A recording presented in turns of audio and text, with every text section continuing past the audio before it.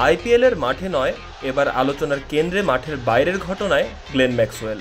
Chennai super কিংসের বিপক্ষে match শেষে স্টেডিয়ামের ক্ষতি করেন তিনি। ফলস্বরূপ আচরণবিধি লঙ্ঘনের দায়ে ম্যাচ ফির 25% জরিমানা ও 1 ডিমেরিট পয়েন্ট পেয়েছেন অস্ট্রেলিয়ান এই অলরাউন্ডার। আইপিএল কর্তৃপক্ষ ধারা 2.2 অনুযায়ী অক্রিকেটীয় আচরণের জন্য এই শাস্তি দেয়, যেটি ম্যাচ রেফারির সিদ্ধান্তই চূড়ান্ত। তবে শাস্তি নির্দ্বিধায় মেনে নিয়েছেন ম্যাক্সওয়েল। মাঠের পারফরমেন্সেও মিশ্র দিন কাটছে তার। ব্যাট হাতে ব্যর্থ হলেও বল হাতে ফিরিয়েছেন রাচিন রবীন্দ্রকে। মজার ব্যাপার হলো, বিতর্কের এই দিনে দারুণ জয় পেয়েছে তার দল পাঞ্জাব কিংস। 420 রানের হাই স্কোরিং ম্যাচে জয় তুলে পয়েন্ট তালিকার 4র্থ স্থানে উঠে এসেছেন তারা। বিপরীতে মাত্র একটি জয় নিয়ে টেবিলের 9ম স্থানে নেমেছে চেন্নাই, যেটি নিশ্চিতভাবেই তাদের জন্য বড় সতর্কবার্তা।